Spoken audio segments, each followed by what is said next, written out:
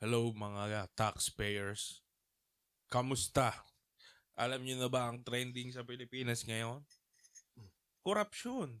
Alam mo, matagal naman nang may korupsyon. Pero ba't kaya ngayon siya parang mas nag-trending? Dahil ba binahata tayo? O Possible. dahil parang, alam mo, parang pakiramdam ko na medyo nabubuksan na ang mata ng karamihan ng mga Pilipino ngayon.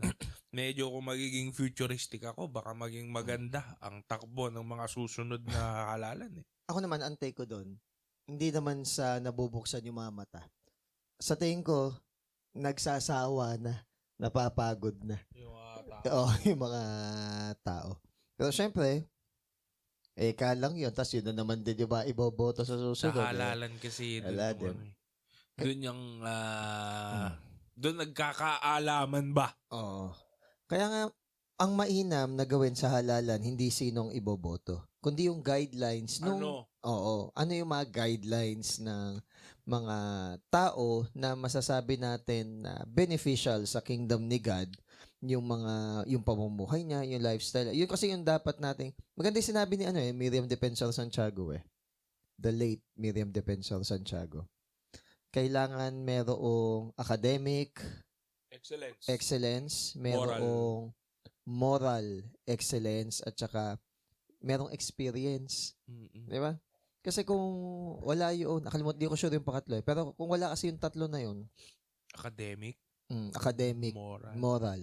Nakalimutan ko nga isa. Sa tingin ko yung experience nga yun. No. Kasi ano yung ituturo, di ba? Ano ituturo? Kakayang-kayanin lang din. Pwedeng... Kumbaga, kailangan meron kang abilidad, meron ka ding kapasidad. Tapos meron ka rin experience, karanasan. So, dun pa lang, regardless of your belief system and religious background, merong standard. Nasabi nga ni Mabini, di ba? Na, Gagalit ako.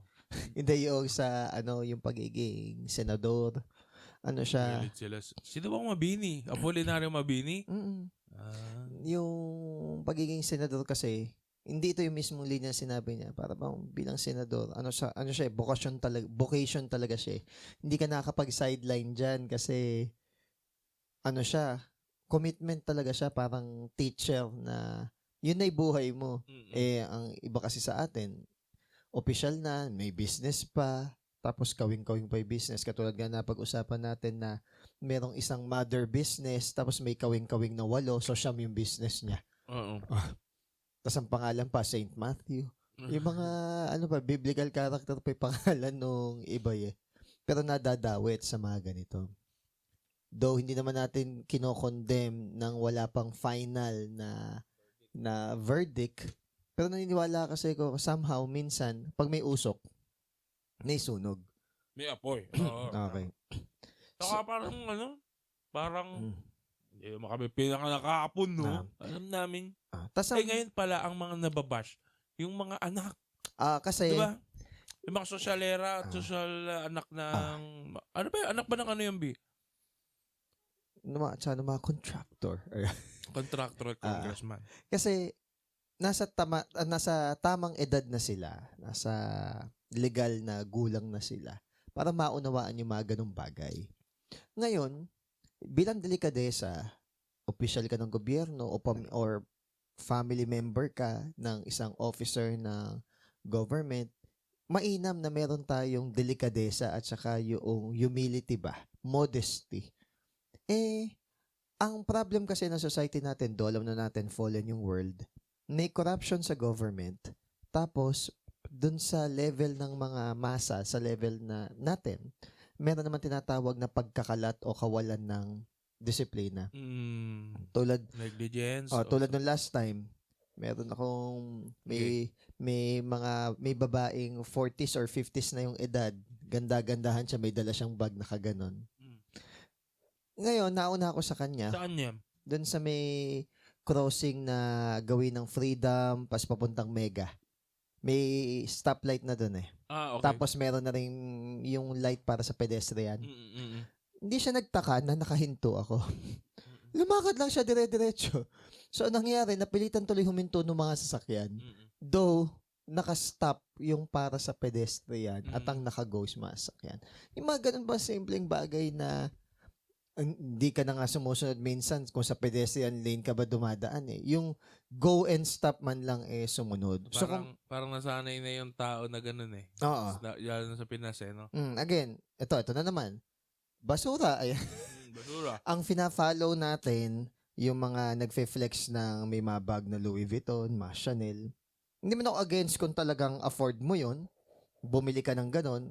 Ala naman akong ano doon. Mas dinatangkilik mo yung flexing eh, no? Ay pag kasi ang naging habit mo na yung pagpo-post ng ganon, there's something wrong. Saka ano din yung ako ato personal preference ko. Minsan nabobobohan ako na parang sa mga content minsan. Alam mo yung mga artista na before tapos nag-vlog ngayon, nag-YouTuber. Tapos ang mga content mga prank lang. Yung mga prank, jojowain to, tropahin. Sabi ko, nakakapanood niya, nakakabobo. Inaano ko yun? Kiniklik ko yung 2 tuldok sa may baba. Tapos not interested. Di ba parang pampabobo siya? Tapos parang, naging kami ni ganito noon. Brain rot. Tapos yung mga comment doon, parang, I love this actor. Ang galing niya talaga. Ganun. Alam mo, parang nakaka-brain rot. Ano yun? Baka sabihin kong pet peeve ko yun. May mga ganun kasi. Kaya sabi ko sa mga estudyante ko, mas mainam na i-follow niyo yung content yung nag-i-inspire sa tao na gawin yung tama. Parang minamangmang niya kasi yung tao Parang ganun ang pakaramdam ko Yung ini-entertain ka sa chismis For example, ito. Okay lang naman kung medyo iba ang tingin mo dito. Alam mo kung yung pina-follow ko? The isa. Yung naglilinis na mga estero tsaka kanal na nakamotor. Pina-follow ko yun. Okay. Biruin mo, no? Pinakita niya yung before and after. Satisfying siya sa'yo, diba? Hindi, ang gusto ko sa kanya, kahit sabihin na natin, iba kasi sinasabi, pakitang tao, may camera lang. Ako naman, ang point ko, luminis, di ba? Nawala yung baha, di ba? So, kung pakitang tao man siya, do sana, hindi pakitang tao. Pero kung pakitang tao man, at least luminis, hindi bumaha dun sa... Yung first half, at least yung kalahati niya, may beneficial pa rin sa atin. Oo. Sabihin natin mag-monetize siya sa mga view, at least makabili siya ng gloves niya kasi minsan wala siyang gloves Nasa-satisfy kasi kung panoorin na, simpleng bagay. Tapos, kunwari, umuulan, lakad ako pa uwi. Yung dyan sa may Burgos, baha na. Alam mo kung ano lang kinabaha? Naipon lang yung mga basura na mga plastic cup, dun sa chichirya. Dun sa mismong... Sa may, pinaka-gutter nung... So, yung simple lang na ganun, pwede mo itapon. Dapat sa barangay yan, no? O, pwede mo kasi itapon ng maayos. Nagsisimula yun sa, bahay Then sa classroom.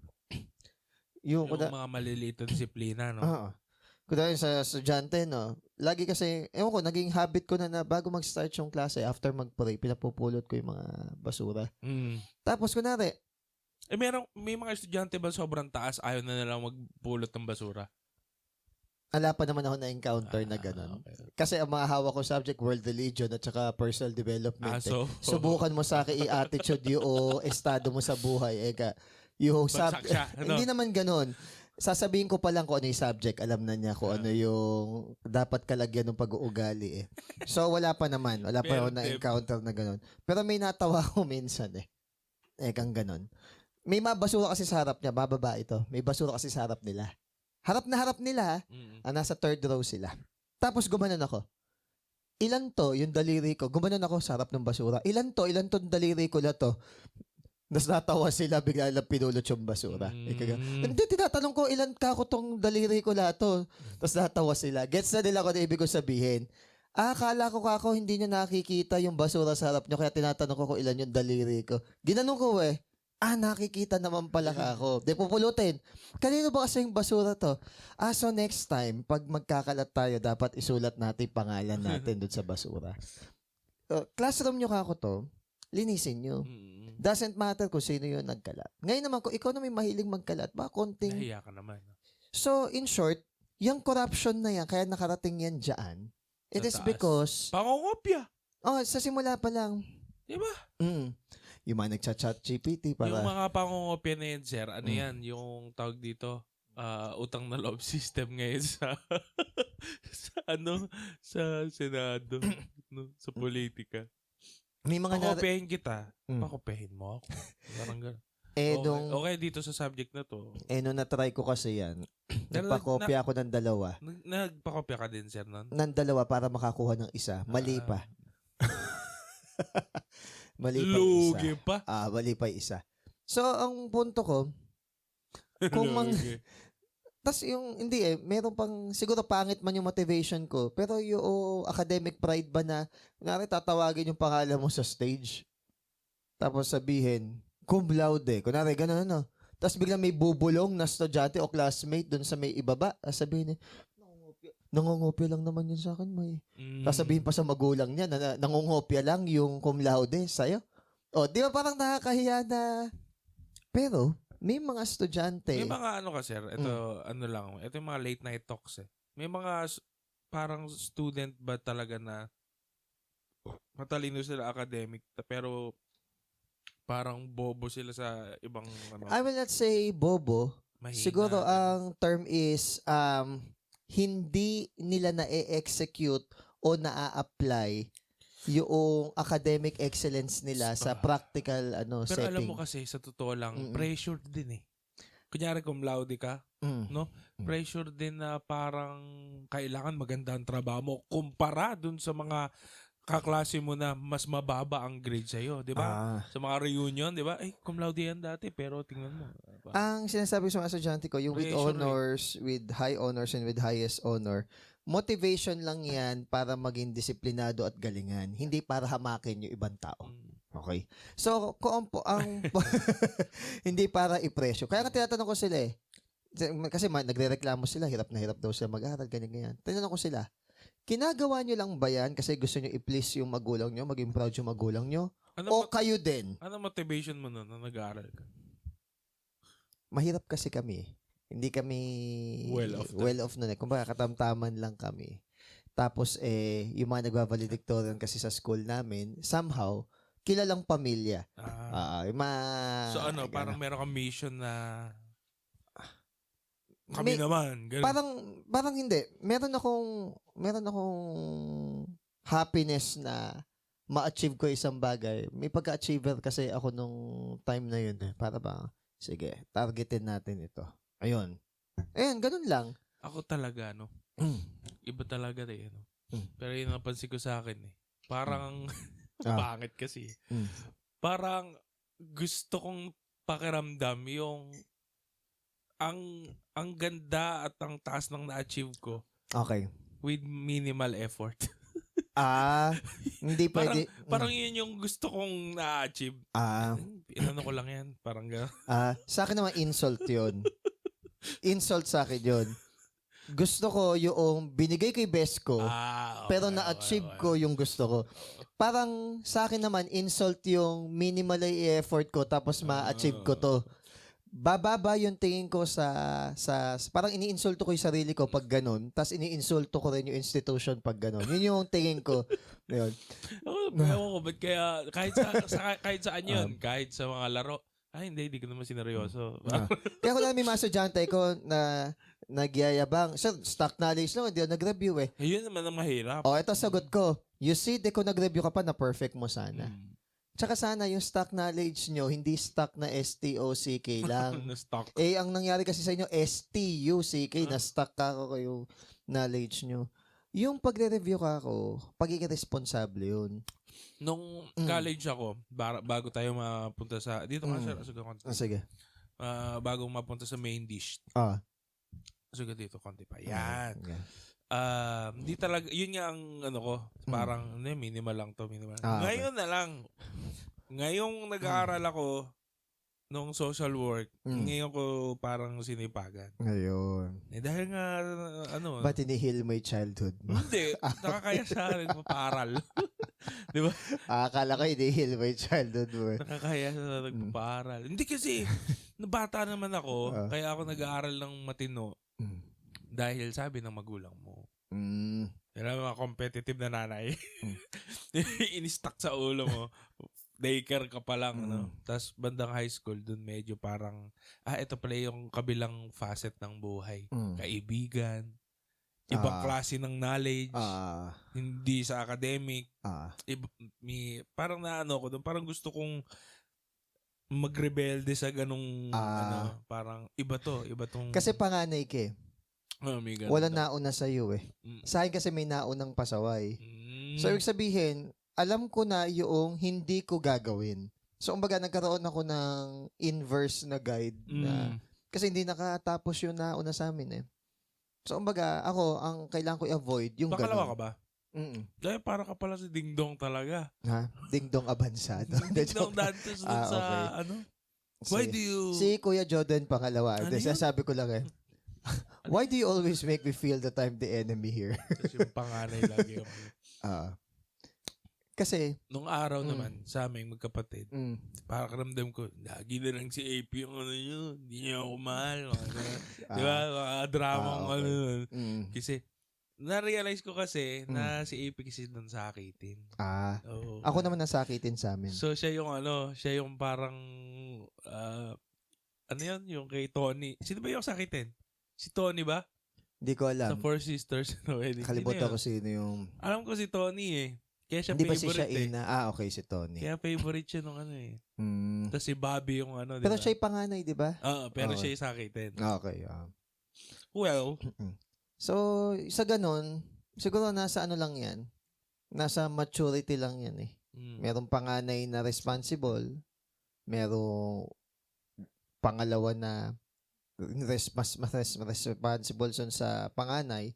So, sa tingin ko, ano lang yan eh. Sa maturity. Sa wisdom. So last week, no, na hindi ko pa pala na-upload. Okay. Kasi hindi ko ma-edit dahil nga palaging bungi yung mga pasok namin. Kami din eh.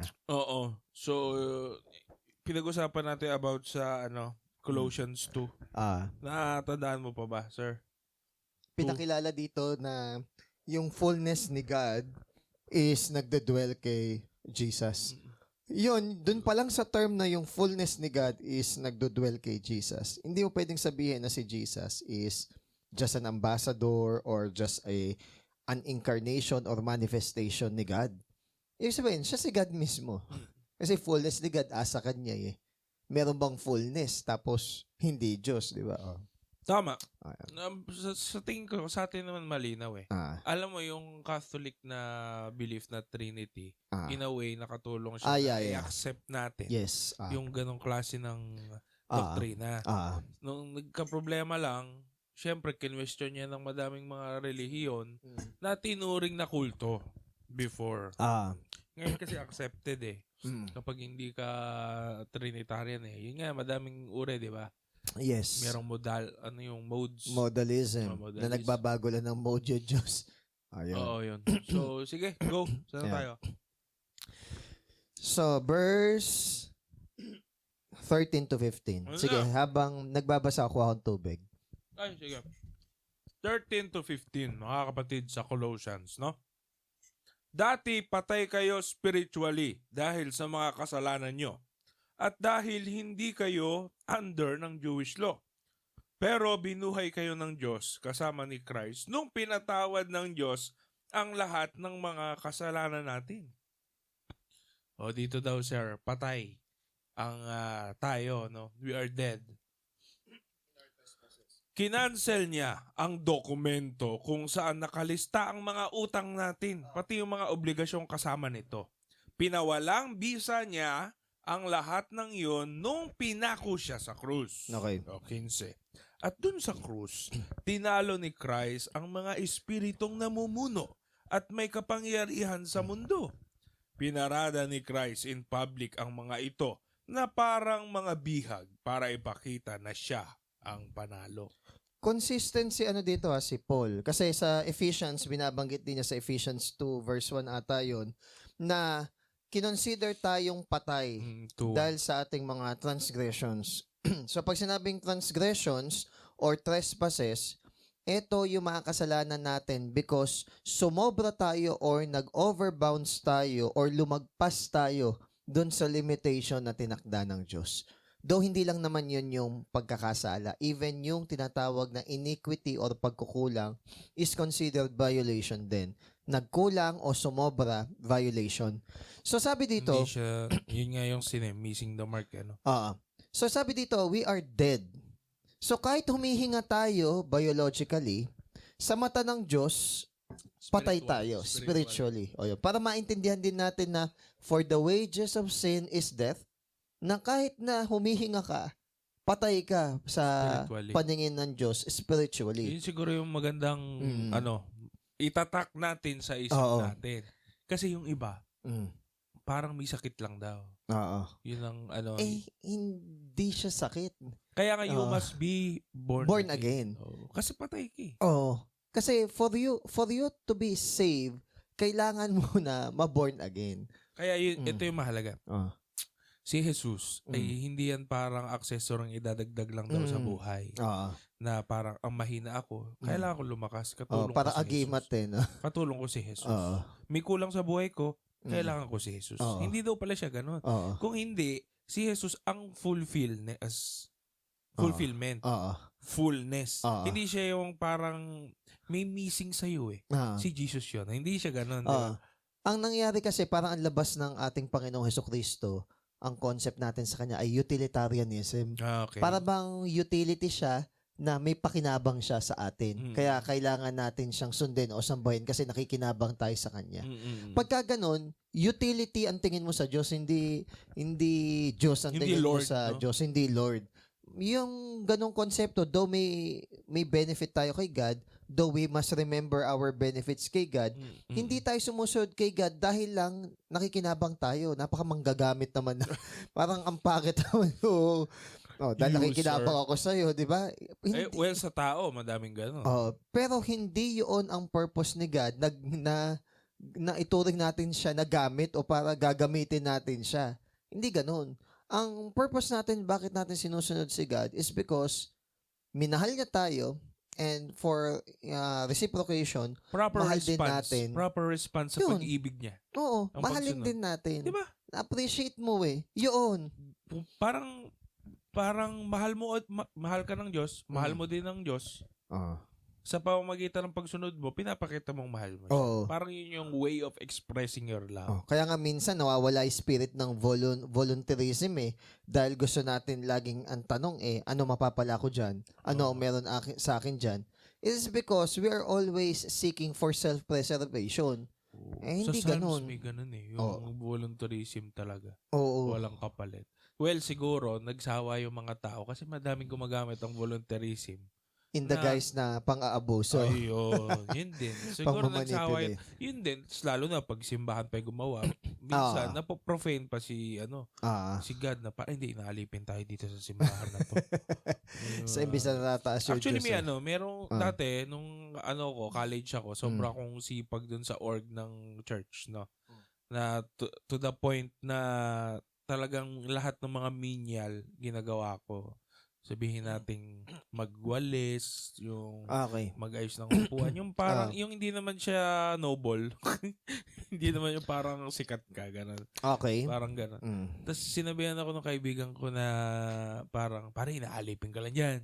Pero yung heart ko nung time na yun is pure. Okay. Para sa wala naman akong pagsisisi.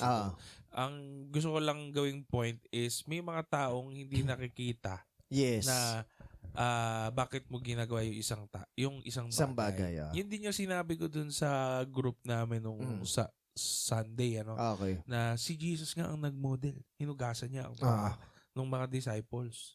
Di ba? Na yung mga disciples, ayaw nilang hugasan yung paa ng kapwa nila disciples. Kasi parang pag nag-degrade sa pagkatao nila, yung parang amin nilang mas bababa ako sa'yo o dyan na. Hugasan ka paa mo. May tendency kasi ang tao na kunwari, hindi siya nag-serve, hindi siya nagbigay ng offering niya. Parang na-preserve niya yung sarili niya, he gained more. Not knowing na the more that you gain in this life, the more you lose your soul. So, everyone, yung sabi ni Jesus, ano yung irony na yun? What will it profit a man if he gains the whole world but loses his soul? Saka yung sino man ang, yung mawala, magkakaroon. Yung, anyone who loses his life for my sake will Oo. find it. Oo. So, sa tingin natin, parang wala lang yung mga nag-church or yung mga nagsaserve sa church. Yung mga wholeheartedly na nagsaserve in the motivation of love of Christ, hindi sila actually nawawalan. Oo, make sure lang na Mm. kung ba't mo yan ginagawa ay tama Oo. para sa tama. Tama yung motivation at tama yung object. Yung doktrina, Yes. kasi alam mo madaming masipag sa simbahan, Mm-mm. pero hindi ibig sabihin na masipag ka. Mm. Yun ay good points kay God. Oo. Dahil madaming makakultong mas masipag pa sa totoong Oo. At Matthew 7, 21. Not anyone who calls me Lord, Lord. Oo, yun. So, hindi sipag ang magde-determine ng ating salvation. Yes. Pero, kung ikaw ay saved, Kaya ang, talaga ang pagiging masipag, yan ay sinasabi ni Paul para yung grace ay hindi, ano yung tawag doon? Sinabi ni Paul sa mga previous book, not in vain. Oo. Yung grace. Or hindi ka ma-disqualify din sa mga sineshare mo. Isa pa yon, di ba? At saka natural din. Oo, natural. Natural na ang pagsisipag, no? Kasi binigyan tayo ng Diyos ng spirito hindi ng timidity, di ba? Hindi ng power, sound mind, di ba? Ano yun? Tsaka, pag na-open yung mata mo sa kingdom ni God, alam mo na maraming dapat gawin. Hindi ka na pwedeng Oo. ang Aesthetics. matang na imulat. Oo. Ay, hindi na muling pipikit mo. Yun. Ayun. So, meron akong co-teacher noon, nasa 20s ako. Siyempre, zealous tayo noon. Sinabihan niya ako, wag kang masyadong ganyan-ganyan. Ngayon, ang edad niya noon ay 33 or 34. So, parang 12 or Tapos 13 years. Tapos mo na Mas matanda ka pa na ngayon. Doon Actually, ngayon, mas matanda ako. Merong point na wag kang masyadong zealous sa maling reason, sa maling sabihin nating grupo. Pwede, naintindihan ko siya doon sa point na yon. Pero yung hindi mo sisipagan or hindi ka magiging zealous sa kingdom ni God, I beg to disagree kasi I am already older than him now and I prove to be na kasi parang point niya, pag tumanda ka, marirealize mo rin na hindi. Kuha ko yung gusto niya sabihin, pero pag nasa tama ka na daan, hindi siya mali na magsipag ka. Ano din si Paul masipag siyang magpapatay. Di ba? Na-convert siya. Mas sinipagan pa niya lalo, di ba? Kasi sipag niya magpapatay ng mga Kristyano nun. Ako hindi naman sa panghusga. No, punta lang tayo sa segment na kung i-judge ko lang. Pero nung transition natin from yung charismatic and this hindi naman movement to no? Ano bang matatawag natin? To this state. Okay. Pagod tayo. Sobrang nating pagod sa dami ng mga unnecessary Hindi ko naman sinabing unnecessary outreach, pero minsan kasi parang nagiging pantakip na yung outreach. So, yung outreach and all, the ministry, lahat ng mga trabaho, na volunteer and all, pagod ka talaga. Nag-work. And then, nung transition natin is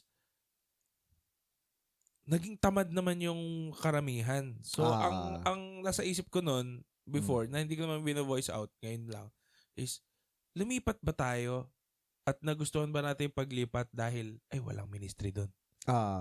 Mali yung heart at mali yung motivation. Parang yun ba? Kasi, yun ba ang ano natin? Parang naging pang-come on natin na, ay, wala tayong ministry masyado dito.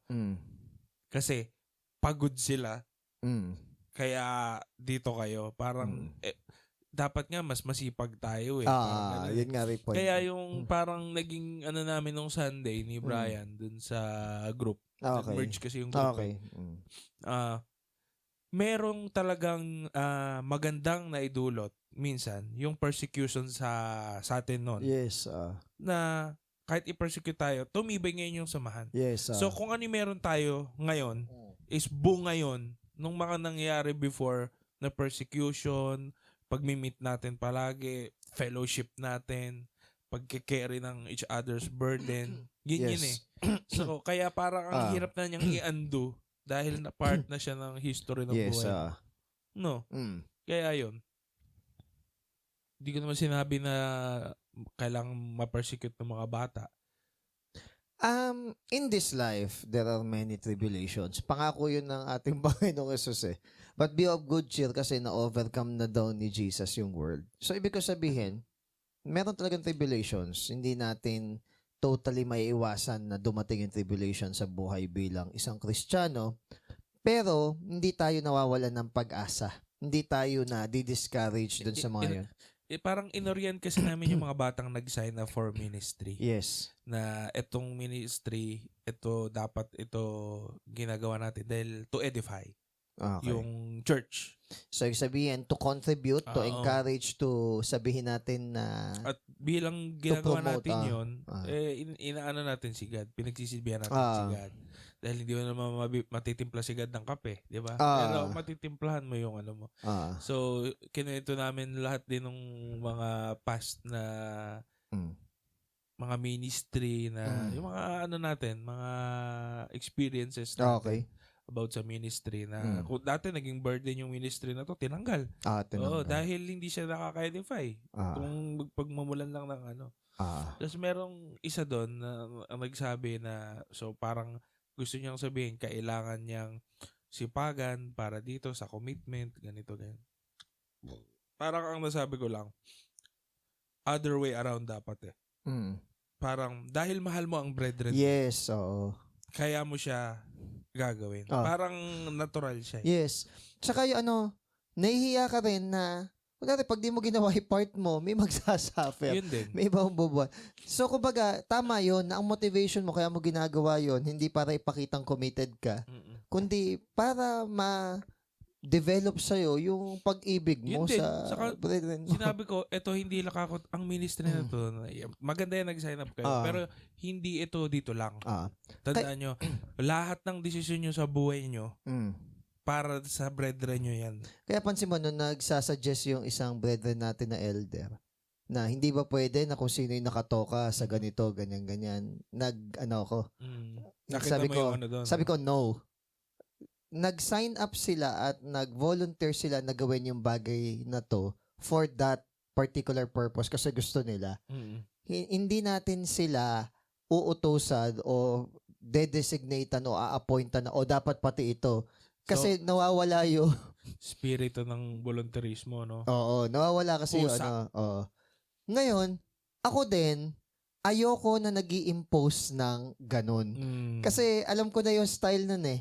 Hindi ko naman ginajudge yung brethren, pero minsan may pagkakataon na parang gusto ko naman, pahinga ako ng medyo mahaba-haba, iba naman yung kaso nga lang, pag kasi nag-kick in yun, para bang ako na nga ay mas matagal sa church, di ba dapat mas mature na ako mag-isip kaysa dito sa dapat mas nagsiserve ako sa mga bagong generation. Hindi ako yung at saka parang para kasing lugi ako kasi mas madami akong ginagawa. Baligtad naman ang isip mo, no? Oo. Di ba? Parang mas madami kang ginagawa, mas madami kang tawag dito, hindi naman sakripisyo o pinagsiserban, mas okay. Mas masaya ka. Saka wala nang pumilit. Kaya sa ministry natin, walang pilitan.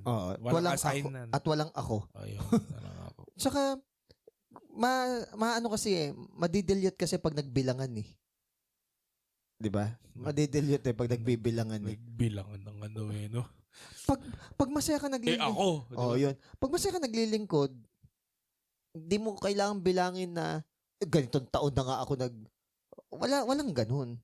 Kumbaga, kung merong nakakatch nung purpose, nung mission, then praise God. Kung wala pa, edi magtiyaga ka muna. Ganun talaga eh. Ikaw yung nakalagay dyan. So, kumbaga, you serve the Lord by serving your brethren. Ito, continue sabi dito, is being dead in your trespasses and the uncircumcision of your flesh, ginawa niya tayong buhay. So, na-born again tayo. Then, sabi dito is, having forgiven you, pinatawad tayo kinlens. So, ginawa niya tayong new creation, then finorgive niya tayo sa lahat ng ating mga kasalanan. Sabi nga sa Romans 5, verse 8, God demonstrated His own love for us while we were yet sinners, Christ died for us. Wala pang pakinabang ang Diyos sa atin, namatay na siya para sa atin. Yon ang tunay na pag-ibig. nag-alay siya ng kanyang buhay hindi para pakinabangan niya tayo. Hindi. Kundi dahil mahal niya tayo. Yun dapat ang maging difference.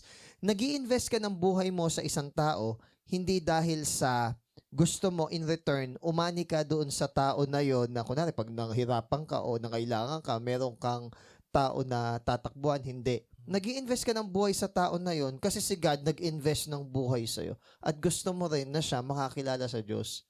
Kaya nga sabi ni Paul, ang pinaka-reward na niya ay ma-share yung gospel ng walang bayad. So kung mapapansin mo, sa kanya, good thing na yon na walang bayad niyang ma-preach yung gospel. Pero yung iba sa atin, para bang, wala man lang ako sweldo bilang evangelist, wala man lang akong ganito, ganyan. Yung parang nagsiself-pity. Hello, at the end of the day, hindi pinilit o hindi inassign.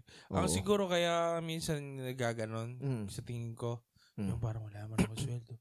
Kasi naman, ang problema naman kasi doon, yung taas. Yung, kunyari, evangelist ka, tapos parang wala akong sweldo. O kaya, nagsiserve ka sa simbahan.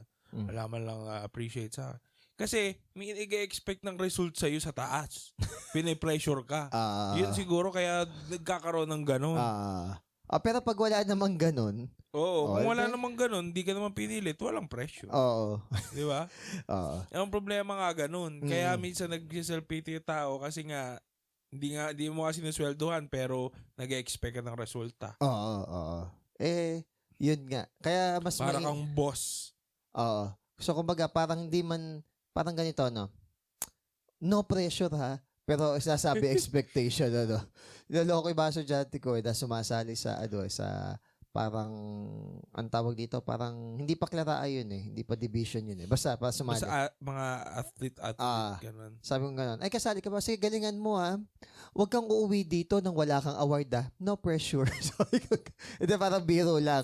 Yun yung point. Hindi mo directly sinabi na pinipressure mo siya. Pero dahil naglagay ka ng expectation sa kanya na, dapat sa next week may 3 ka na, ha? Next week may 12 ka na, ha? O next month may 144 ka na, ya?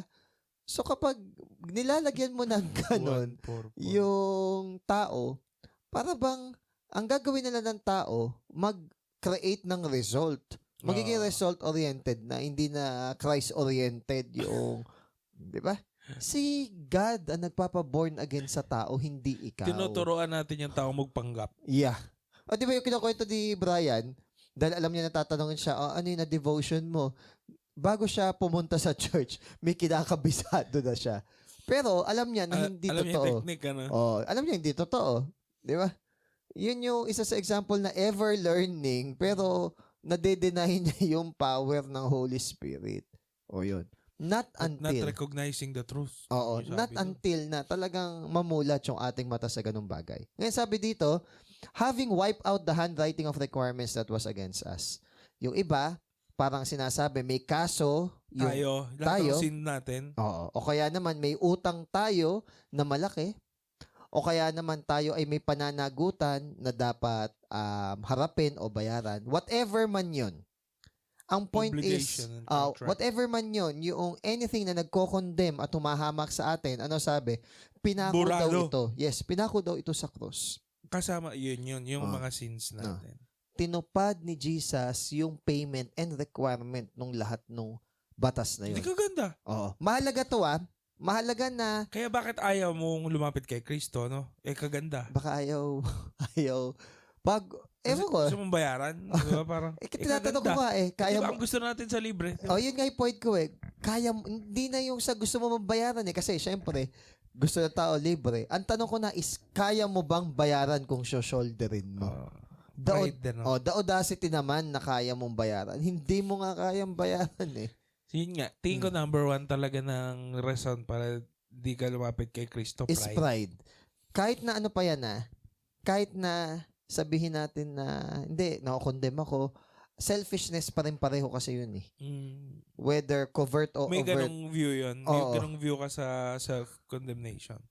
Selfishness pa rin yun. Either overt or covert. Yung isa, arrogant yung pagiging selfish niya. Yung isa naman, yung para bang, kasi kawawa ako, undeserving ako. hindi naman usapin kung deserving or undeserving eh. Paawa ka. Ganun. Okay. Ang point dito is, kumilos si God, tinawag ka niya, nakilala mo yung boses niya, alam mo na si God yung tumatawag sa'yo, at mag-respond ka. I-give up mo yung view mo na kawawa ka. Oh, at i-give up mo rin yung view mo na kailangan mo maging deserving bago mo tanggapin yung isang bagay because we are not really deserving. Ay, pride nga din pala Oo. yun. Oo. Kahit, kumbaga, hubarin natin lahat, even yung sarili nating kabutihan because sa mata ng Diyos, yun ay maruming basahan lang. Hindi mo talaga mag-glorify si God ng sarili mong righteousness. No one is good. Tapos ang maganda pa dito, dahil sa ginawang pagpapako ni Jesus sa cross, kasama dong napako yung ating mga kasalanan. Ang sabi dito, dinisarma niya, tinanggalan niya ng armas at kapangyarihan yung mga rulers, powers, and principalities ng mundong Ano ito. ba yan? Mga masamang espiritu ba yan? Yung mga fallen angels, okay? Okay, yan. And even yung mga influence ng sabihin natin ng mga angels na wino-worship through false humility, halimbawa ng mga Gnostics, may mga ganun kasi silang view eh. Anong tingin mo sa mga fallen angel? Sila'y devil. Ay, mga demons pala. Oh. So, yung mga demons, mga angels din yan na fallen. Merong view dun sa Egypt, di ba, na parang mga fallen angels yung mga sculpture dun. Possible. Di ba? Yung kasi sabi nila alien eh. Sabihin pa natin, kahit sabihin natin na, kunwari, isasagad natin na sabihin natin totoo sila totoo Alien. yung mga yan. Alien? Kunwari, sabihin natin totoo man yan. Si Kokey. Kunwari, isasagad natin totoo lahat siya. Sige. Ang point pa lang nun, si God pa rin ang greater sa lahat na yun. So, ibig sabihin, walang pwedeng maitaas at masamba maliban kay God. So, yung mga binabanggit niya na mga angels o deities o sabi nating mga kung sino-sinong gods and goddesses yan, Sa verse na to. alayang bilang. Dahil nga si Kristo, pinakita niyang siya ipanalo. Oo. Tapos Sa kanila. alang power naman. Dinisarmahan. Paano, sir? Paano nang dinisarmahan ng ating Panginoon? Kasi, ang power kasi ng demon is mangondem. Ito yung kasalanan mo, di ba? Asan yung righteousness mo? So, yun yung parang nadinig ko sa preaching eh. Ang demonyo naman daw, kanila. Yan ay walang, papunta na ng impyerno yan eh. Oo. Ngayon nagre-recruit sila ng makakasama. Yes. Kasi hindi lang masaktan ng diretso si God eh. So parang ayaw ng mga demonyo na tayo masave. Yeah. Na pakinggan natin redemption, pumunta tayo kay Jesus, mapatawad tayo. Okay. Hindi lang kaya saktan ng diretso si God dahil hindi naman equal si God tsaka sila eh. Sa dulo nga, isa lang sa mga angel ni God yung ilalaban kay Satan eh. So, kumbaga, hindi lang kaya si God.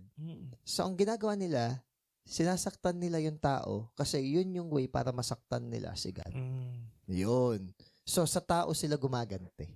Kasi alam nila na pag yung tao, binulid nila. Oo. So, dito sa point na to, bakit nag-triumph si God over sa mga rulers, powers, and principalities? Siguro for some time, akala ng mga demons at ng devil is nanalo sila against kay Jesus. Biruin mo, nagsanib puwersa yung military force ng mundo tsaka religious power ng mundo which is yung Jew tsaka yung Roman Empire. 'Di ba? Tapos sumingit doon yung mga devil, baka nga sila pa yung isa sa nag-provoke na maganap yung mga bagay na yun eh. Pero lahat ng mga kakondem-condemn na ginawa na yon is nilipol ni God. Napanood mo ba yung Passion of the Christ? Yung doon, yung devil doon, yung bata na. Yung parang kalbo. Oo. May something daw doon eh. Mayroong parang symbolism yun eh. Parang si devil as child, di ba? Basta, kaya mo na. Pero tanda mo, foolishness is bound in the heart of the child. Kaya kung sasabihin mo na hindi, mabait na bata yan, hindi. Pag hindi pa nababorn again yung tao, ang nagre-reign supreme doon is yung mundo. Kaya, ite-train mo talaga. You train. So, bakit nag-triumph siya over? Pangongondem sa'yo dahil nagkasala ka, yung batas. Binayaran na ni God yung payment nun eh. Iko-condemn ka dahil hindi ka righteous. Hindi naman yung righteousness natin yung nag-save sa atin. Righteousness so, invalid. Invalid ang point. So, kumbaga, in-invalidate niya lahat. So, kung alam ng demons... yun yung pang-disarm. So, kung alam ng demons and devil na kapag pinatay nila si Jesus, sila yung matatalo, baka hindi nila pinapatay si Jesus. So, kumbaga, self-defeating yung ginawa nila na yun.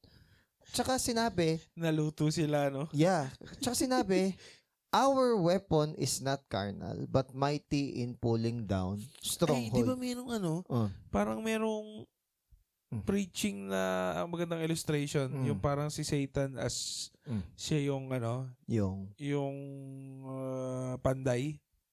Blacksmith. okay. Tandaan mo ba yun? Hindi, pero sige, tuloy mo lang. Parang ginagamit din ni God si Satan. Actually, isang example nga dito is si Job. Mm. Etong tanong, nalaman ba ni Job na yung nagpadala ng mga salot at problema sa kanya is si Satan? Mm. May nabanggit ba sa Bible? Parang ala naman. Oo. Hindi ko sure kung na-recognize niya o hindi. Pero ano pa rin ang dulo nun? Doesn't matter kung kanino man galing yung mga circumstances na yon. Basta ang dulo pa rin, pinuri pa rin niya si God. Namansin mo? Na doesn't matter kung si Satan yan, yung world yan, o yung kaibigan mo, o yung sarili mo, doesn't matter. Ang mahalaga, ang supreme na maitataas at mapapapurihan pa rin sa buhay mo, si God. So, having said that, Christ in this picture is conquering lahat ng uri ng authority sa buong universe. So, yung death ni Christ ay hindi lang pardon, kapangyarihan yun. Mm. It is might and power. Oo. By the way, hindi namatay si God. Ang namatay is yung human part ni Jesus.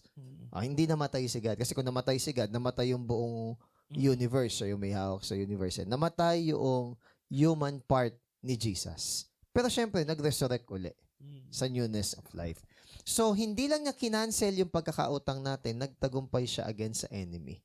Kaya nga sinabi sa Romans said, therefore, there is now no condemnation to those who are in Christ Jesus. Ngayon, pag tinuloy natin dito sa verse 16 and 17, dito na natin makikita kung ano yung madalas na problema ng ibang mga religion.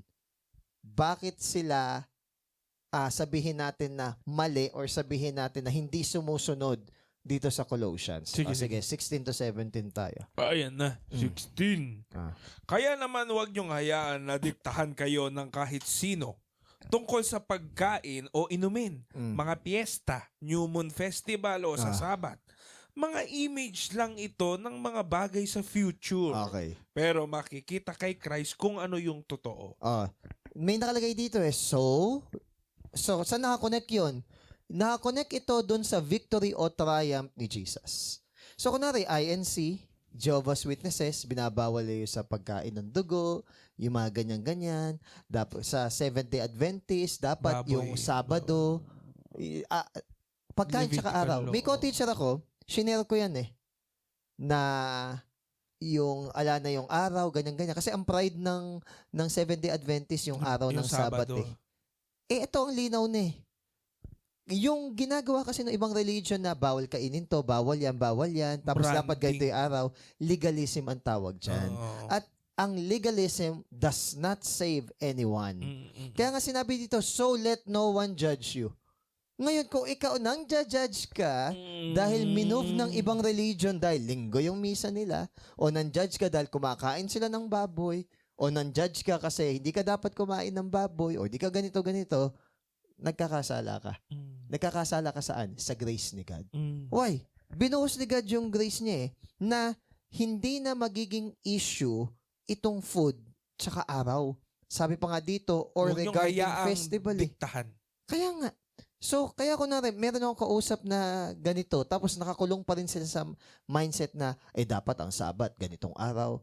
Ipakita mo hinamon pa ako nung co-teacher ko na Seventh-day Adventist. Hinamon pa. Ipakita mo sa akin yung verse na nagbago yung araw na Sabbath day, maniniwala ako sa iyo. Ang sinagot ko sa kanya, Sir, pasensya na hindi ko goal na maniwala ka sa akin. Ang goal ko lang is maunawaan mo na meron akong law of liberty na pwede kong magsamba sa Diyos, hindi dahil Sabado o Sabat yung araw, kundi araw-araw, pwede kong sambahin yung Diyos.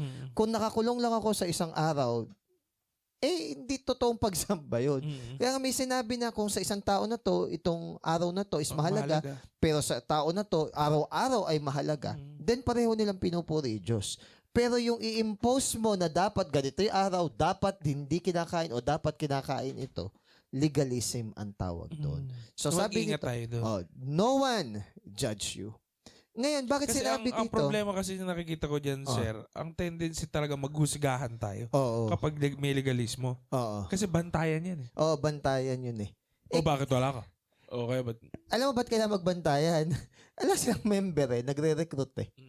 Minsan may sinesharean ako dahil ang bintang sa akin nung ibang church, nang po-proselyte ako ng... Kumbaga nangunguha ka na ibang nangunguha ako membro. ng member. Isa sa sinabi ko doon sa kausap ko, sa kakaunting members na pinagkaloob ni Lord sa iglesia natin, napakahirap nang i-handle, napakahirap na i-oversee at i-manage. Gugustuhin ko ba na dumami agad pero hindi pa tayo mature? Kasi buhay Hindi pa tayo yun eh, ready. kaluluwa yun eh. I-judge tayo ni Hindi siya God number eh. Hindi siya number lang na... So, sino ang nasa matinong kaisipan na gusto mong dumami yung member ng church mo, pero ay church ni God, pero hindi mature yung mag-handle? So, sabi ko ganun, hindi ko sinishare ito para makakuha ng member. Gusto mo, wag ka dito umattend. Umattend ka sa ibang church na totoo din o tama yung tinuturo. Sinishare ko sa inyo to para matuto kayo mag-isip.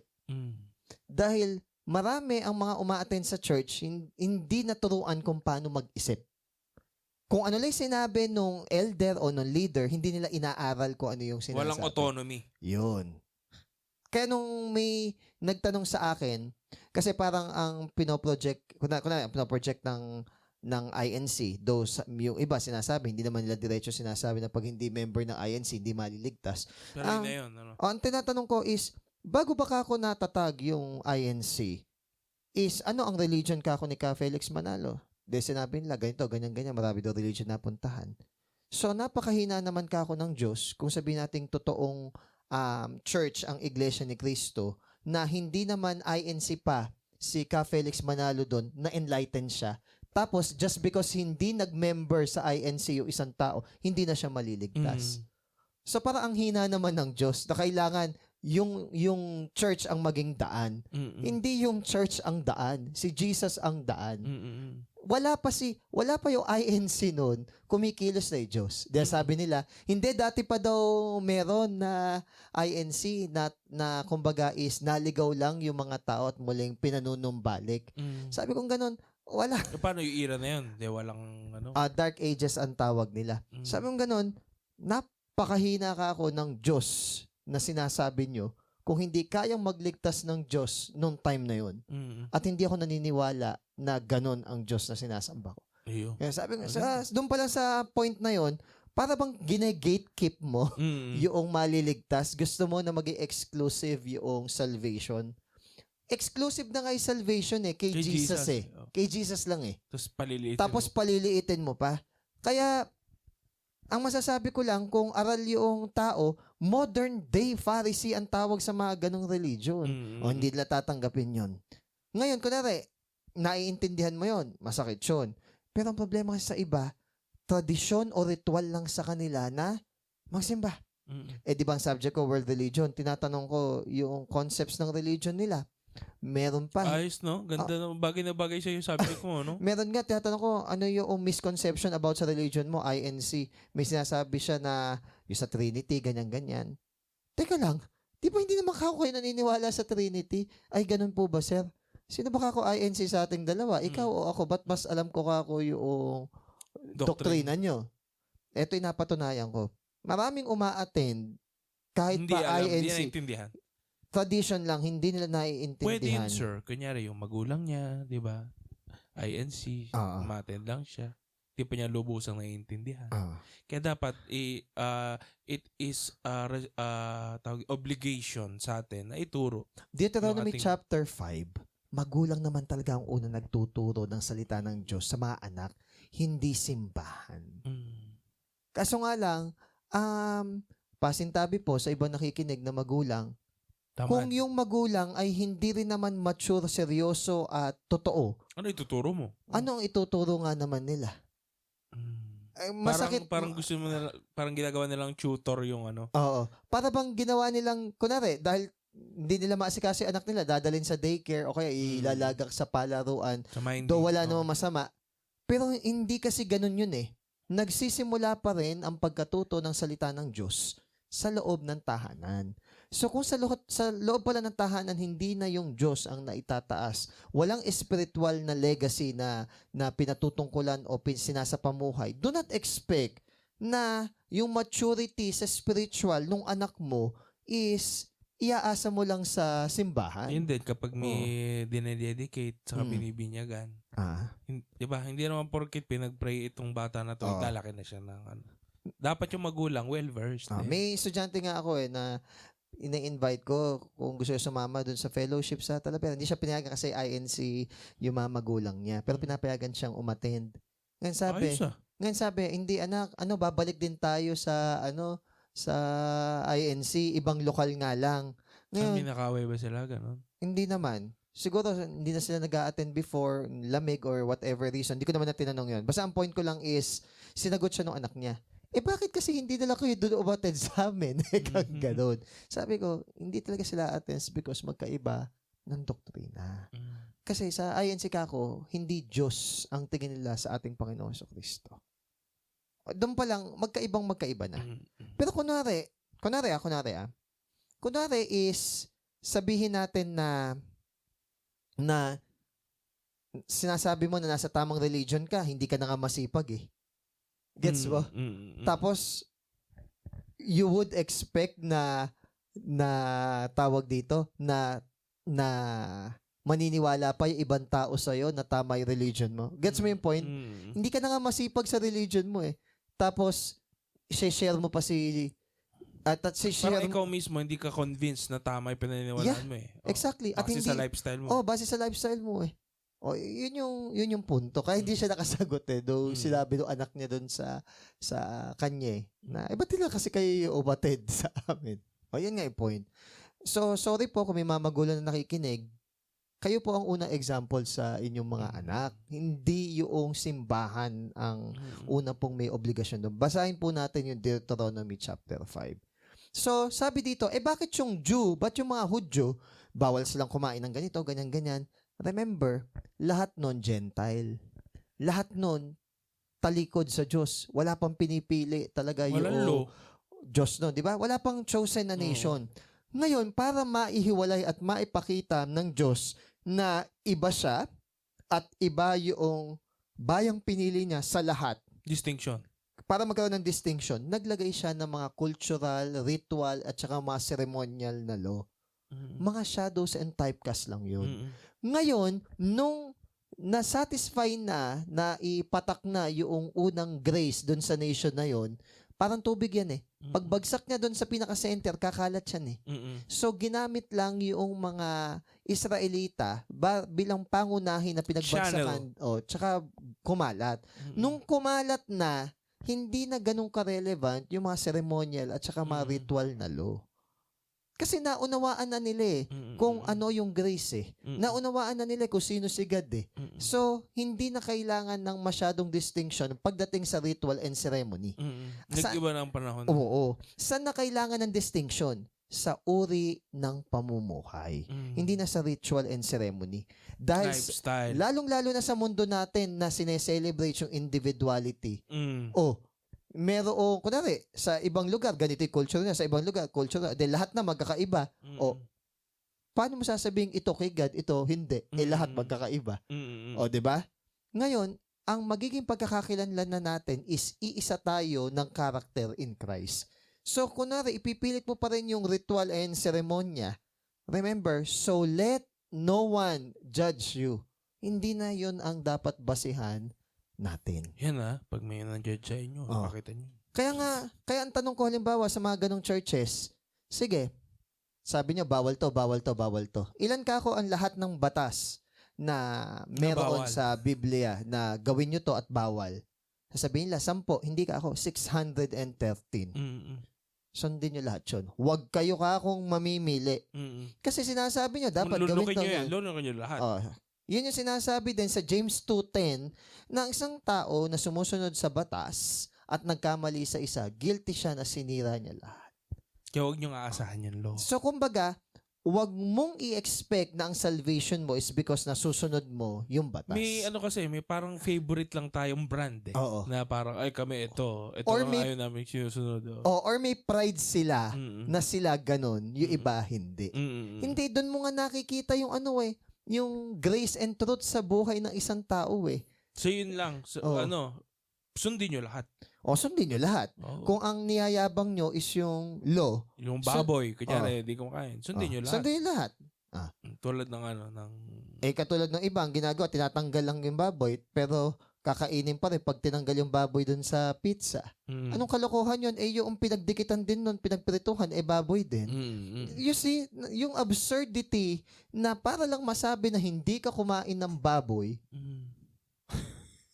Saba. Di ba? Gets. Tapos Legalism legalism. Legalism yun. Hindi ka naman masisave ng legalism mo eh. Alam mo ba may sinabi pa sa Bible na ang mga doctrines ng demon Sa food. sa food. The God is their belly. Di ba? Yung wag mag-marry. Ganyan-ganyan. Na kung makikita natin. Legalism. Legalism. Yung wag mag-marry. Doctrines of demons pala yun, no? Yung wag mag-marry sa Catholic Church, hindi nagme-marry yung mga priest. Though, ang justification nila, sinusunod daw nila yung blessed singleness ni Christ. So, kung totoo yun, okay, I don't judge that. Pero, kunwari, yun yung i-impose mo. Mali na yun. Tapos, kunwari, about sa food, ganito, ganyan. Hindi nga nagkakain ng ganito naman yung pamumuhay. Hindi rin. Tsaka, etong funny, ang dalas ko nakakarinig na, kunwari, pag merong Christian na sumita ng mali, naririnig ko na to madalas minsan nakakarinig din Para bang Christian pa man din, ganyan yung ugali. Ang tanong ko is, paano mo nalaman kung ano yung characteristics and qualifications sa pagiging Christian? Not to demean. Hindi ka naman enrolled. Not to demean. Ikaw ba dun sa church na ina-attendan mo? Are you even stone? Kasi sinasabi nila, sometimes daw kung sino pa yung mga nasa church nila daw yung judgmental. Hindi mo ba naisip na kapag sinasabi mo yun, you're also judging the entirety ng mga tao nasa church? So kumbaga, napaka-self-defeating din minsan na nakikita natin You're the same criminal. Yeah. Nakikita natin pagiging judgmental. Minsan may nandadaya na ongopya. Tapos kaya sasabihin mo, napagalitan ka ng halimbawa na isang Christian.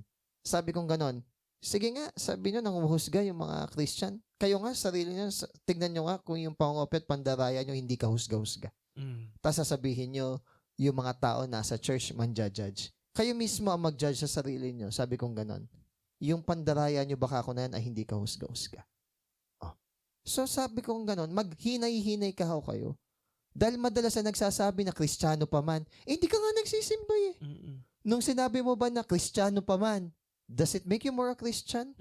Ang point ko, napansin mo pala na nagsisimba sila pero ganun yung ugali mo, ganun yung ugali nila, ikaw naman di ka nagsisimba pero napakabuti na ugali mo, baka pwede magsimba ka. Yun yung gusto kong i-point. Alam mo pala yung mas tama Ba't di ka magsimba? Nare-recognize mo na yung pagsisimba niya, okay, pero mali ugali Yun yung gusto ko. Actually, yes. Actually, delikado pa nga yun. Delikado din yan because hindi ka makalapit sa tunay na grace and truth ni God because akala mo mas Christian ka doon sa mga nagsisimba pero masama yung ugali, hindi ka rin naman nagsisimba. Vina-violate mo din yung law. Parang minamaliit mo yung tao na gano'n. Tapos, marami kong kausap na gano'n dina-downplay nila yung pag-church. Wala kaya, nasa tao naman yan. Dina-downplay. Sabi ko, naiintindihan nyo ba na nasa 10 Commandments pa nga una yan Di ba na mangilin ka tuwing linggo at saka pistay na i-observe mo yung Sabat 10 Commandments yan, tapos ida-downplay mo. So, what I'm trying to say is, kung gusto mo magbilangan ng batas at ang pride ng isang religion is yung batas, kompletuhin mo yung 613. Hindi kasi mga hindi lang yan. Sa ano lang yan. Sa mga Israelita lang yan. So pwede nang mamili. Ayun. So, sige, pili tayo. Hanggang saan ka mamimili? Ayun. So, sino nagde-decide? Ayun, doon lalabas yung ano mo. Sino nagde-decide? Konti na lang. 18-19. Mayari natin yan. 18 to 19. Huwag niyong hayaan na i-judge kayo ng kahit sino. Kung yung mga nagsasabing mas magagaling sila kasi nakakakita sila ng mga visions. Yung mga humble daw at sumasamba sa mga angels. Walang kwenta ang pagyayabang nila kasi puno ng mga makasariling pagnanasa ang mga nasa isip nila. Hindi sila nagpapasakop kay Christ na ulo ng katawan. Si Christ ang nagpapalakas ng katawan at connected ang mga parts nito dahil sa mga joints at muscles. At nag-grow ang katawan sa paraang gusto ng Diyos. Ngayon, may mga co-teachers akong ganyan na kino-question nila bakit daw ang diretso ko daw magsalita. Ako naman, kinonsider ko na, sige, let's make it by the grace of God na maging gentler o sabihin natin na mas sabihin nating loving yung way. Kaso nga lang, ang isa sa nakaano sa side ko is, ang tanong ko is, pero bakit kayo? Hindi kayo pwedeng questionin on your spiritual side, bakit hindi nyo ginagawa yung bagay na to? Nakita mo yung logic na yun? Sila, pwede nilang questionin yung mga nagcha-church. Pero yung mga nagcha-church, hindi nila pwedeng questionin yung mga wala sa Diyos. O, di ba? Parang yun yung gusto kong i-point out na napaka-ironic. Na para bang... Parehas lang. O, parehas lang. Yun yung gusto ko sabihin. Na parehas lang tayong huhusgahan ng Diyos. So, if you think you know better, ate, you live better. O, yun. And sabi dito, huwag kayong padadaya kasi iba. Actually, pinag-isipan ko maigi. Yung binasa mo dyan, yun nga yung sinasabi. Yung mga vision. Ano yung sabi dyan? Sa version mo? Sabi kasi dito, yung vainly puff up, false humility and worship of angels, intruding into those things which he has not seen. Vision nga. Hindi ko naman naman natin yan? hindi ko sinasabi na, yun nga sabihin ko hindi ko sinasabi na pag charismatic, mali na. May mga charismatic na tama naman. Okay? Charismatic Somehow. way. In a way, tama naman. Kung ang pag-uusapan natin is yung term na yung charis or grace. Kaso nga lang, kunwari, more on ang na-highlight na yung vision, yung gifts. Ano kasi, may mga experience kami na gano'n, na parang may mga pastor na nakakita ng vision sa amin. Nakakita ng vision. Minsan, parang, ang basihan mo. Minsan, gusto mong questionin, pero nung time na yun, bawal questionin kasi ko-questionin mo ang Diyos. Ganun siya eh. Pero isa siyang napakalaking tool para manloko ng kapwa. Yeah, actually. Yung mga vision eh. Isang malaki din siyang pang-hype. Isang malaki din siyang pang-manipula. Actually, habang sinasabi nga natin ito, pwedeng ang gawin dito, itong sinabi natin, gagamitin uli, ipipreach uli ito na wag daw, sasabihin pa sa members, ay wag niyong pakinggan yan, wag mong pakinggan yan, at ano yan, mga rebelde. Saka mga walang Holy Spirit. Tingin nila sa Holy Spirit, weirdo. Kasi ang narinig ko pa before nun, nasabi kulto. Ngayon ko na sabi kulto. Logical na, kilala ko pa kung sino yung mga yun. Logical ko sinasabi is, ano ba ibig sabihin ng kulto? Unbiblical. Pag ba nilatag natin yung ibig sabihin, tayo na nagsabi na kulto, yung isang particular na relihiyon o organisasyon is... Yung measurement mo, i-measure mo pag ba ibinalik sa atin yung panukat, papasa tayo. Yun. Madali kasi sabihin na kulto. Sa anong grounds? Yun. Anong grounds mo? Tapos kunwari, iniimbitahan naman natin sa may pag-usap, hindi naman pupunta. It's because sila din mismo, hindi rin naman talaga aral sa salita ng Diyos. Hindi, isa lang ang pastor ko. May mga ganun pang mindset eh, no? Kaya isa lang ang church ko, isa lang ang pastor ko. Kaya maraming elders, it is because kapag yung pastor ay sabihin natin na pagod or sabihin natin medyo kailangan mag-step down, madali lang maghanap doon sa mga elders na pwedeng pumalit. So, kumbaga, hindi monopolyo ng isang tao lamang. Hindi, tama. Ang ganda yung pagsunod ng ano. Kaya dapat hindi natin sinasabi, isa lang ang pastor ko, isa lang ang church na tinawag. Isa lang ang great shepherd natin. Yes, isa lang ang Diyos, isa lang ang Panginoon. Yun, yes, isa lang ang master natin, lahat. Yes, yun, iisa. Tribal eh. Pero yung ganun na parang naging pride na pag ito yung nagtuturo ng word, a-attend ka pag hindi na siya yung nagpipreach, hindi ka attend. Hindi Diyos ang tinitignan mo, nakatingin ka talaga doon sa tao. Ngayon, para maiwasan yun, mainam talaga na may check and balance. May mga elders na hindi superpower yung pastor. Maano lang ako, anong most memorable mo na memory About? sa vision. Ba yun? Musically inclined. Ay, sinabi sa'yo, vision. Ako naman, Ah. kinwestiyon ko minsan yung isang member ng church na Mm. parang one time isang meeting, tas bigla siyang nagkaroon ng vision, tas nagsalita sa kanya si God Okay. through her. So Okay. medyo na-question ko yun Ah. nung time na yun. Pagka ganun daw, Kung totoo ba yun. basahin mo daw iba. Pero hindi, Ah. pero baka nga nandun ka rin eh. Hindi ko alam. Na parang, nagsalita siya talaga parang gift na Mm. as if si God siya. Ako naman, ang point ko, sino yung nag interpret kung speaking in tongues? Hindi, ang sabi niya, parang, Ay, nakakatakot yun. parang, Medyo na-disturb din ako doon actually. sabi niya, kasing dami ng patak ng ulan ang ibubuhos ko. Sakto kasi umulan. Ayokong gagamitin yung term na ako nang hindi ko sinasabi muna na hindi pertaining sa akin to. Pertaining na si God, ito mismo yung line na sinabi, na biblical. Ayokong magdagdag ng salita na lalabas sa bibig ko pero hindi sinabi ni God. Medyo Kasi pagka- dangerous siya, no? Hindi lang sa dangerous, baka blasphemy pa. Blasphemous. Oo. Blasphemy pa. So, sabi nga ni Kuya Joe, di baling hindi maraming bato yung tuntungan mo na sunod-sunod na tatapakan, as long as yung bawat bato na tutuntungan mo Sure. stable at sure. That's the assurance. So, sabi dito, Yeah. false humility daw yung mga ganong bagay. But we don't worship yung mga angel. Bakit pinapadaan mo pa sa mga santo? Diba? Diretso mo na kay God. Ito, last 20 to 23. Ito na. Namatay na kayong kasama ni Christ Mm. at pinalaya na kayo mula sa mga espiritong nagahari sa mundo. Bakit ngayon?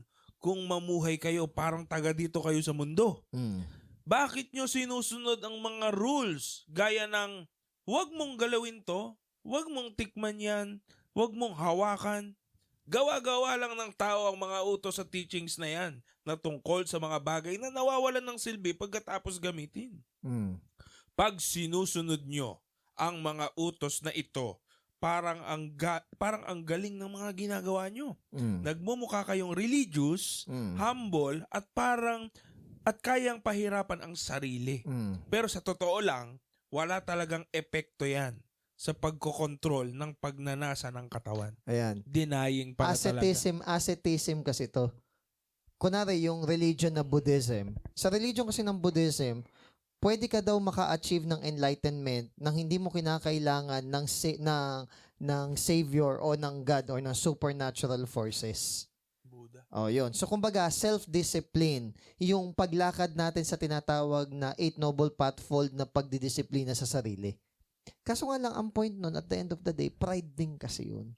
May sinasabi pa sila na sixth sense, na kung saan maiintindihan mo yung layunin ng dharma o ng batas ng universe gamit yung tinatawag nating konsepto at prinsipyo ng Buddhism.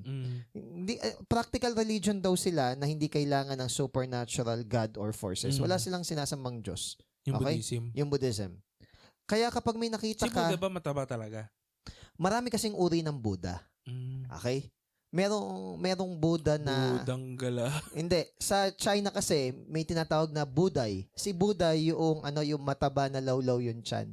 Yung nasa mga... Yung nakangiti na nakataas yung kamay. That is Chan Buddhism or sa Mahayana Buddhism. Maraming uri ng Buddha kasi maraming uri ng na-enlighten na mga tao. Yun. Okay. Ngayon, basta ang point lang is, kanya-kanya na paglakad sa enlightenment. So, kanya-kanyang kawag, kanya-kanyang workout dun sa enlightenment. Pero walang tulong ng Diyos. Ang tutulong lang sa'yo, kapwa-tao mo lang din. Yun. Yun yung Buddhism. Yun yung Buddhism. Ngayon, ang kaibahan nito sa Christianity is, hindi talaga kaya maging righteous, malinis, at karapat-dapat ng tao eh. Ako, I am deeply convinced na lahat ng religion pare-parehas. Christianity lang yung kakaiba. In a sense na may savior tayo. Though, sa mga mythology, may mga savior din na tinatawag.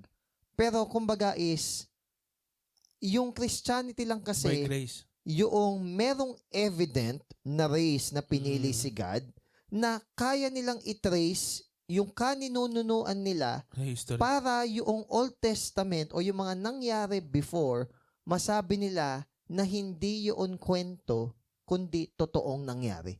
Kasi mula kay Adam hanggang sa lahi nila, kaya nilang i-trace eh. Di ba? So, ibig sabihin nun, nape-preserve nila na totoong naganap yung mga kwento sa Old Testament kasi merong buhay na miyembro ng kanilang angkan na nabuhay nung time na yun. So, kumbaga, napaka-unique ng Abrahamic religion, specifically ng Judaism at saka ng Christianity. Okay? So, kumbaga, hindi ko inaalis yung Judaism, kasi kumbaga, sila pa rin eh. Yung pinili ni God sa una eh. Sila yung main branch eh. Kaya lang naman tayo na i-attach kasi nag-disobey sila eh. Para pakita ni God yung glory nila eh. Ay, glory niya eh. So, doon sa point na yon is kaya siya distinct. Kasi kahit yung mga tao na tinawag ni God is ginawa niyang distinct. Nung una hindi ko maintindihan bakit napaka-weird ng culture ng Jew. Para ma-disassociate siya doon sa mga separate. Gentiles. Kaso nga lang, ang problema, nung nire-reintroduce na uli siya para i-accommodate yung mga nanampalataya kay Jesus, sila naman, Nag-gatekeep. so, sila naman yung nag-gatekeep. Sila naman yung nagkaroon ng pride na dapat magpatuloy kayo o dapat sambahin nyo rin yung ganito. Yung dapat kami urig. Oo, yun. Eh, di ba, kung extreme yung mga vision, extreme din yung, kami, the truth kami lang yung may hawak ng truth. Both extreme. Kaya sabihin mo na kayo lang maliligtas. Pride din yun. Kaya, kumbaga, maging careful tayo sa ganun. Ngayon sasabihin nila, hindi, wala naman kami sinasabing ganon. Eh bakit ganon ang tingin sa inyo ng mga tao nakapaligid sa inyo? Meaning to say, merong mali sa projection ng pagkakakilanlan sa inyo. Yun ang dapat nyong ayusin. Ayan. So, in short, to finish this part, is wag na tayong kumakapit dun sa mga ritual, paniniwala, sabi ng matatanda. Lolo ko na nga yung sabi nung matatanda, may mas matanda pa. Parang gusto ko itanong nun Lo, sino pa ba yung mas matanda sa inyo na nagsabi sa inyo? Wala naman pag tinrace ba natin yung unang-unang matanda na nagsabi ba nun is, yun ba talaga yung utos ni Christ o hindi naman? O kung hindi kumbaga, timbangin natin kung saan tayo maniniwala talaga. Gayahin natin yung mga Bereans na hindi sila basta-basta hindi, wala niniwala. namang masama. Di ba, mga ganun? Actually, masama nga. Oo. Babag nga sa Wala naman Bible. ikang mawawala. Galit nga si God sa superstition Ano yung nawawala? Nawawala yung tiwala or yung fullness ng trust mo sa salita ng Diyos kasi hinahaluan mo siya ng ibang mga paniniwala. Madaming paniniwala. Kunyari, ako dati, nakaganon lang ako. Huwag mo ikang gawin yan. Dadaganan mo yung sarili mo sa problema. Yun. Kaya nga, kunwari, nagsishare ng world religion na ito yung iba't ibang religion, sasabihin ko, ito kasi paniniwala nila. But I do not share the same belief. Kasi Kristiyano tayo, hindi yan ang pinangahawakan ko. Yun. Kasi kunwari sa Buddhism, allowed ang divorce. Ganun. Kasi ang hell sa kanila is any circumstance na nagbibigay sa'yo ng great torment and suffering. Ang goal kasi ng Buddhism is makalaya sa suffering. How? By freeing yourself from cravings and desire. So, papatayin mo yung cravings and desire mo para wala yung suffering. Kaya kung nasa maling relasyon ka, so, inaalaw nila na mag-divorce. Lalo na kung ikaw papasok ka sa community nila ng sangha or yung parang monastery nila, may vow kasi yung iba doon ng celibacy kailangan mo i-divorce yung asawa mo. Ayun. Yun lang. Yun, guys. Good. Yeah. Bye. Bye-bye.